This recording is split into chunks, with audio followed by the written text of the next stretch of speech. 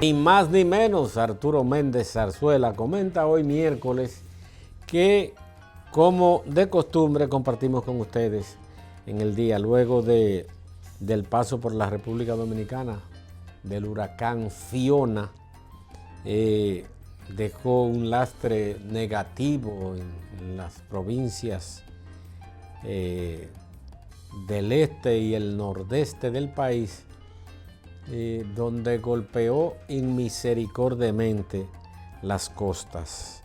Grandes daños en Higüey, grandes daños en Samaná, en Romana, El Ceibo, provincias muy pobres, sumamente pobres.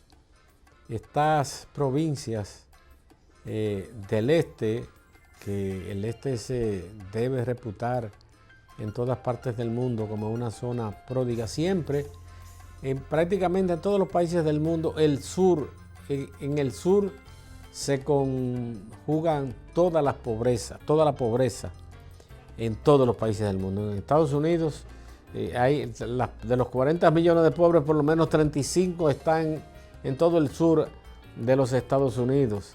En la República Dominicana, en México, en todas partes sucede lo mismo. Y en nuestro país no es una excepción. Pero dos de las provincias más pobres del país están en el este. Lamentablemente, El Ceibo y Monte Plata son provincias sumamente pobres y dejó daños cuantiosos en esta ruta. El país, el gobierno ha destinado cuantiosos recursos. Ha habido, independientemente de que el presidente esté tirado en la calle del medio,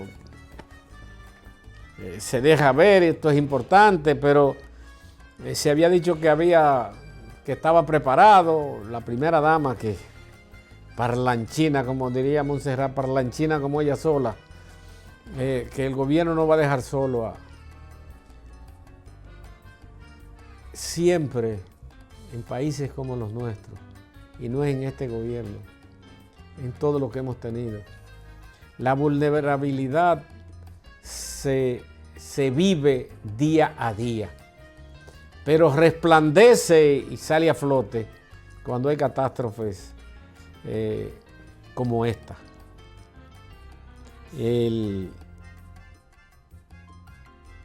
Se habla de que, sobre todo en Samaná, donde fue en misericordia el paso del huracán Fiona, se están destinando muchos recursos. El gobierno dispuso de cerca de 100 millones de pesos para que los cabildos o ayuntamientos de las zonas donde fue afectada vayan mitigando sus necesidades. En Moca, y más que en Moca, en la provincia de Espaillat, en la carretera de Jamao al norte, escuché que ya estaba habilitado el camino.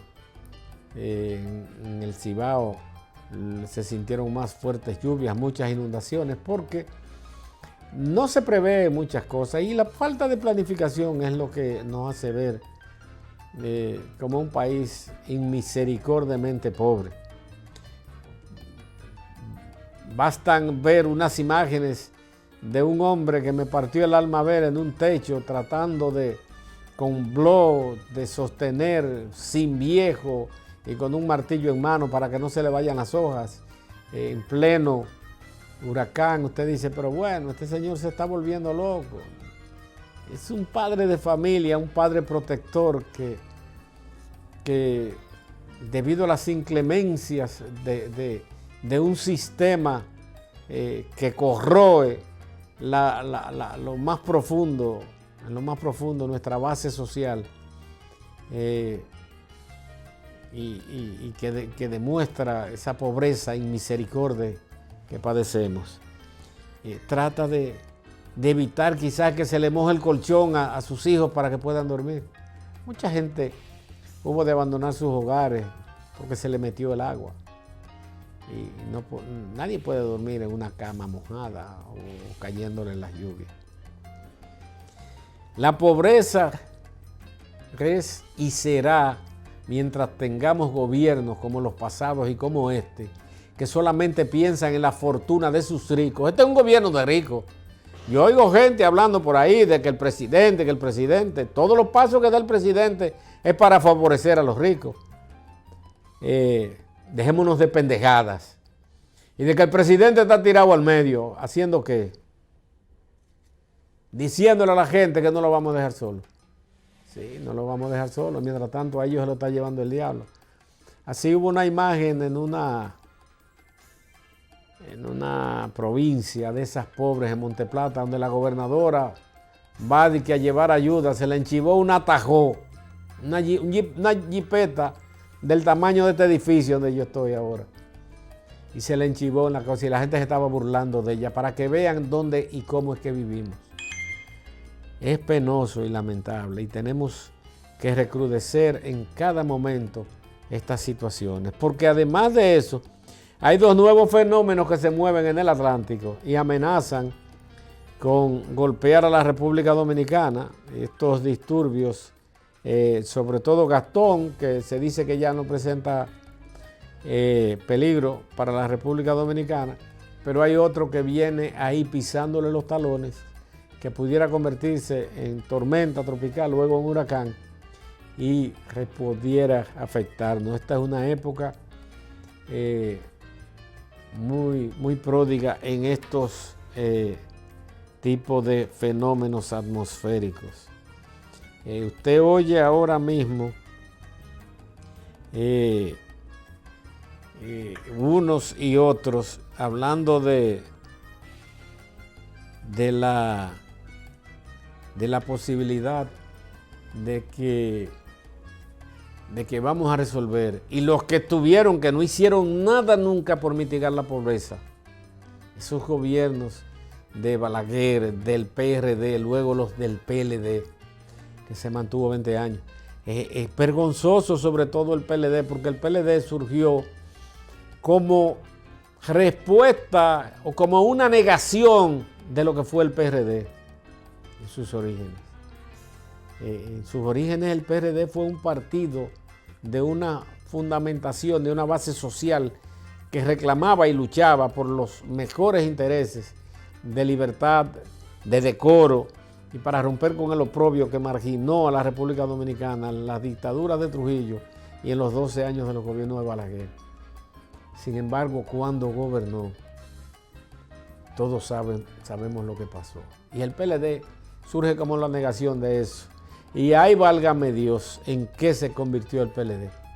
Hoy desbandado, desacreditado, porque independientemente de muchas obras, que nadie se la quita, y sobre todo el relumbrón, no resolvió los problemas, ni encaminó a la solución de los problemas de salud, de educación, de agua potable. Es increíble que nosotros tenemos que vivir un país con tanta agua, teniendo que comprar botellones de agua.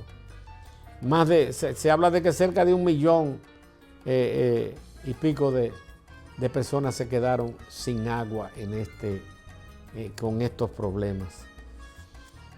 Penoso y lamentable, pero esa es nuestra realidad. Nos vamos a nuestra primera pausa comercial.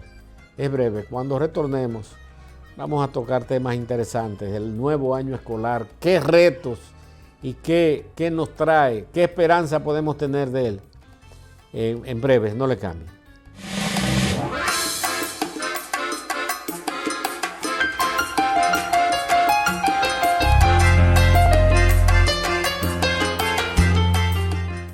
Gracias por mantener nuestra sintonía, ni más ni menos. Hoy el país dio inicio a las clases en las escuelas públicas, que habla de escuelas públicas y colegios privados. Realmente los colegios hace un par de semanas que ya aperturaron las clases. En la capital dominicana se dio inicio en un acto encabezado por el presidente de la República, Luis Rodolfo Abinader Corona, y el ministro de Educación, Ángel Hernández, al año escolar 2022-2023, para el cual están convocados 2.627.833 estudiantes de los centros públicos y privados y semioficial, y serán acogidos en 10.797 centros educativos que operan en 9.247 planteles escolares. Usted dirá, ¿por qué serán escogidos en 10.797 prácticamente, en 10.800 centros, cuando operan 9.247 planteles? Todos recordamos que todavía hay lugares en que existe la tanda vespertina, matutina, nocturna, pero sobre todo la enseñanza de prepara, que es los sábados y los domingos, que funcionan. Este año, que yo entiendo que quizás empiece en algunas zonas con muchas limitaciones, sobre todo esta zona este donde fue golpeado, hay muchos dominicanos y dominicanas que quedaron a la intemperie. Desde un principio, sobre todo el ministro de Educación, llamó la atención, Ángel Hernández, de que se usaran los centros educativos en última instancia. Mucha gente dijo que este tipo está loco, que siempre se han usado. Sí, siempre se han usado. Pero siempre hemos tenido hechos fallidos en cuanto a las repercusiones que tienen las actuaciones que de cara a las responsabilidades que tiene el Estado Dominicano ha debido tomar. Yo me pregunto, aquí hay muchísimas instituciones que no tienen para los fines de la ocupación la importancia que tiene el plantel escolar. Centros comunales, oficinas, almacenes, las iglesias son las primeras que deben dar acogida a los refugiados. Decía Tomás Veras, mi amigo, en un chat de un grupo, que tenemos que en las iglesias se garantiza inclusive la alimentación por la facilidad que tienen los sacerdotes y las iglesias de conseguir alimentación. Una iglesia, por ejemplo, como la del Sagrado Corazón de Jesús, o la del Rosario en Moca, o la San Judas Tadeo, cualquiera, solamente tiene que abrir la boca y venir a estos canales y solicitar ayuda para... Bueno, no quieren ensuciar sus iglesias, no quieren...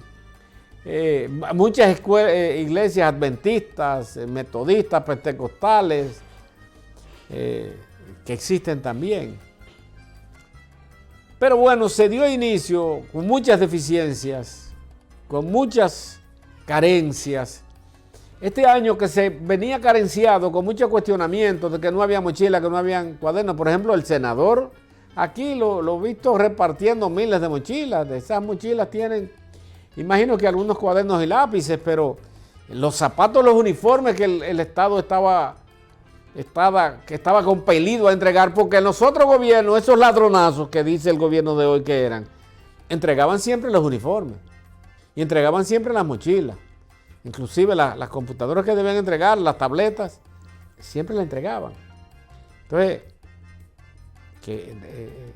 ha habido mucha deficiencia en educación, por eso debió marcharse Fulcar de ahí. Y en Moca, además de todos los problemas que hemos tenido en educación, 5 tiros le dieron a uno en la hora de entrar los estudiantes frente a la escuela Andrés Bello. Este sujeto, Alvin Rafael Chala, cariñosamente Coqui, un personaje muy conocido en esos mundos de Dios, recibió 5 impactos de bala frente a la institución de educación muy conocida como es la Escuela Básica Andrés Bello. Y esto sucedió cuando izaban la bandera nacional. Válgame Dios. Una señora haitiana, cuyo nombre se desconoce, tenemos la imagen en pantalla, también fue impactada de bala. Se dice que Coqui ha estado, o Alvin Rafael Chala, estaban muy graves. Esas son de las caballajas. Pero también otra queja que se daba en este municipio de Moca, y la externé, vi una entrevista que se pasó donde Pedro se quejaba amargamente, el director del Liceo del Corozo, un liceo modelo en el país. Esta escuela es modelo en el país y da acogida a estudiantes con limitaciones, sobre todo estudiantes sordomudos, que deben manejarse con un... todos sabemos que los cambios políticos traen de todo, pero señores, hay cosas que no se deben saber. Pedro se quejaba amargamente de que cancelaron un chofer en diciembre del año pasado por politiquerías.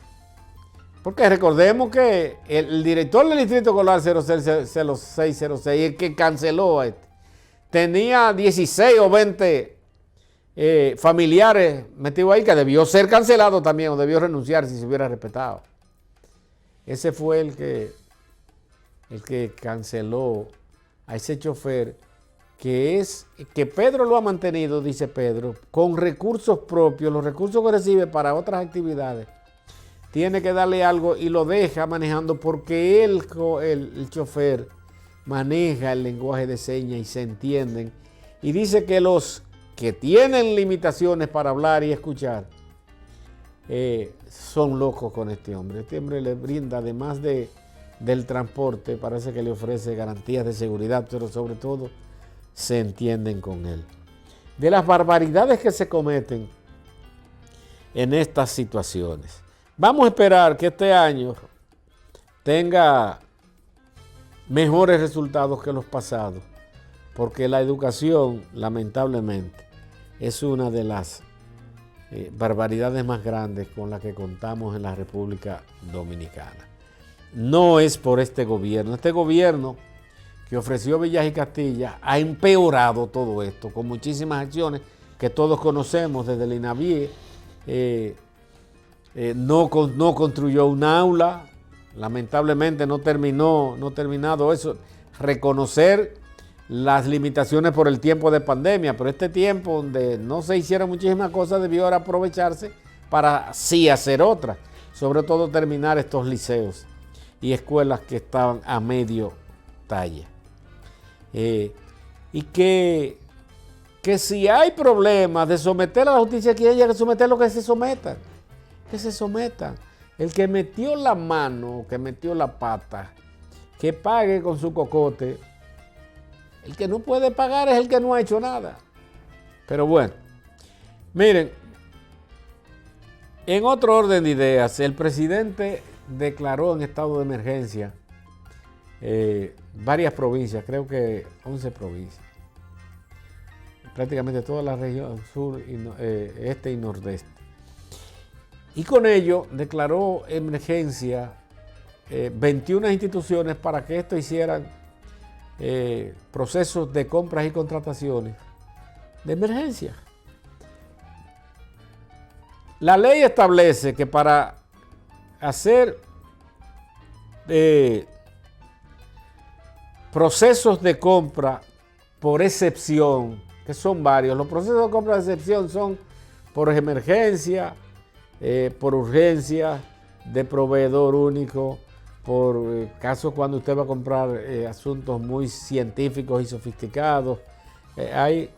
Pero en los casos de urgencia y otros, basta con que para elaborarlo se declare la necesidad urgente de comprar algunos artículos, bienes o servicios y un acto administrativo donde se motive solo eso y se procura para realizar los procesos de compra de urgencia. Esto lo que hace es que aminoren el tiempo, porque brinda una serie de atajos, la ley da una oportunidad de una serie de atajos para que se haga. En el caso de emergencia, primero tiene que declararse la emergencia mediante un decreto, ya el presidente hizo, mediante un decreto motivado, la declaratoria de emergencia.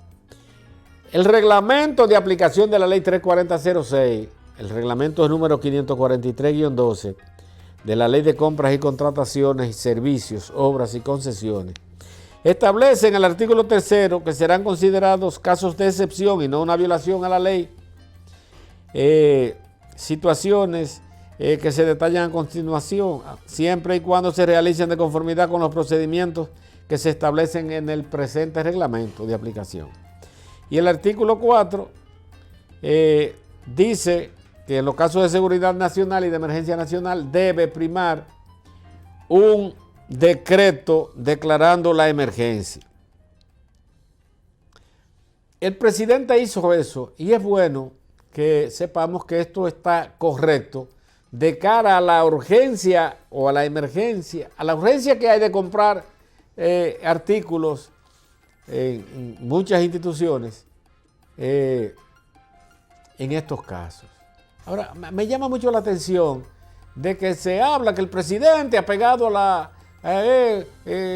conminó a las instituciones por medio del decreto. No, todo lo que el presidente dijo que se hiciera en ese decreto lo establece la ley y el reglamento de aplicación. Por ejemplo, se ha dicho que en 30 días el presidente conminó, y esto nunca se había hecho, a que en 30 días se comunique a la Contraloría General de la República y a la Cámara de Cuentas, después de realizados los procedimientos, todo esto, ¿no? Y yo quiero leerle lo que reza el artículo 4 en el párrafo 9 del reglamento de aplicación 543-12, que dice lo siguiente: en 15 días, no en 30, el presidente cuando establece 30 días está violando la ley.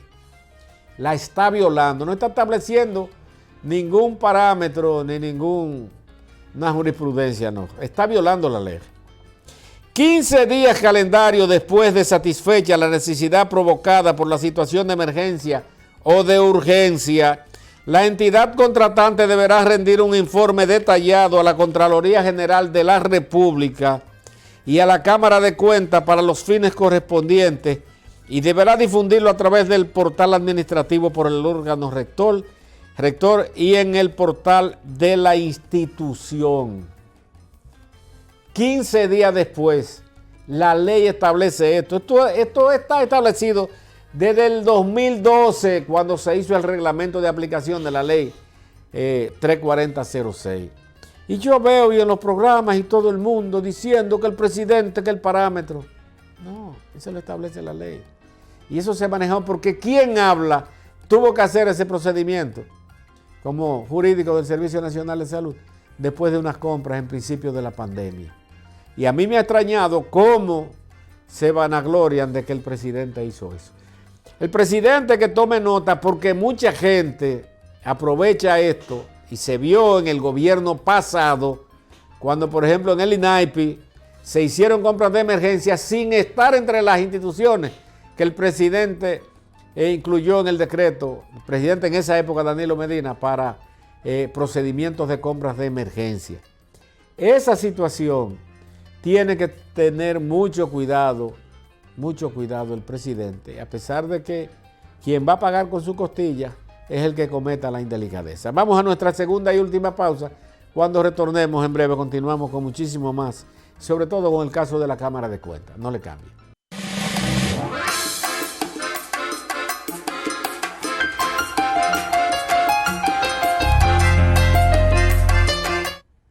Gracias por mantener nuestra sintonía. De unos días, unas semanas a esta parte, ha estado sonando mucho el caso de la Cámara de Cuentas.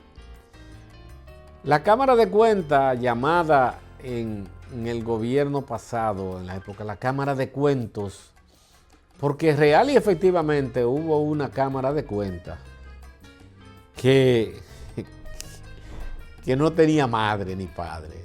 Una vaina que armó José Ramón Peralta y puso a un señor de La Vega, que inclusive ha estado abogado, a presidirla, y se manejó como se manejó desde el punto de vista institucional el gobierno pasado, manga por hombro.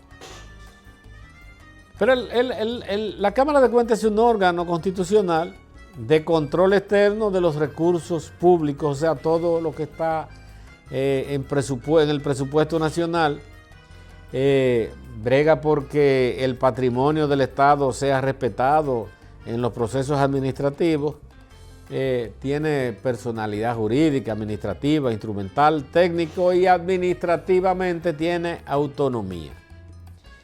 Entonces, desde el punto de vista de los objetivos de la misión de la Cámara de Cuentas es bregar porque toda la actividad financiera, administrativa de los recursos del Estado sean idóneos. Y esto, para tales fines y para manejar todo esto y dar visos, realiza auditorías y procedimientos administrativos de tipo investigativo que le permite a la Cámara de Cuentas conocer a fondo cómo se desenvolvió el manejo presupuestario, si se respetaron los procesos administrativos.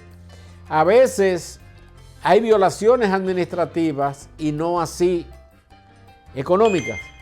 Y a veces se maquillan situaciones y hay problemas de violaciones a manejos turbios desde el punto de vista económico y supuestamente se manejan los fines administrativos claramente. Toda esta situación conlleva a que muchos procesos de lo que se están llevando en justicia no han podido instrumentarse correctamente según el Ministerio Público porque ha habido falencias en los procedimientos que realizó la Cámara de Cuentas pasada y esta Cámara de Cuentas pretende, que yo no sé hasta qué punto es legal, que una Cámara de Cuentas revise las actuaciones de la Cámara de Cuentas pasada. Es como que una Suprema Corte de Justicia revise las actuaciones de la Suprema Corte de Justicia anterior y anule sentencias ya de cargo o a cargo que haya dictado la otra Suprema Corte de Justicia. Lo propio sería en la Junta Central Electoral o en el Tribunal Superior Administrativo. Yo entiendo que ahí no hay asidero jurídico, legal, para revisar otra. Pero de todas maneras hay problemas en la Cámara de Cuentas. Mucha gente atribuyen a eso que he mencionado y porque ahora se ha destapado que el presidente de la Cámara de Cuentas, Janel Ramírez Sánchez, trata de pasarle por arriba a dos empleadas que inclusive estaban ahí. Hay dos fotos, esa es la misma, es joven, y hay otra foto, esa joven, esas son las dos jóvenes a las que presumiblemente el presidente de la Cámara de Cuentas ha querido agarrar y que la ha invitado, que se ha negado y que la ha obligado inclusive a trabajar de madrugada.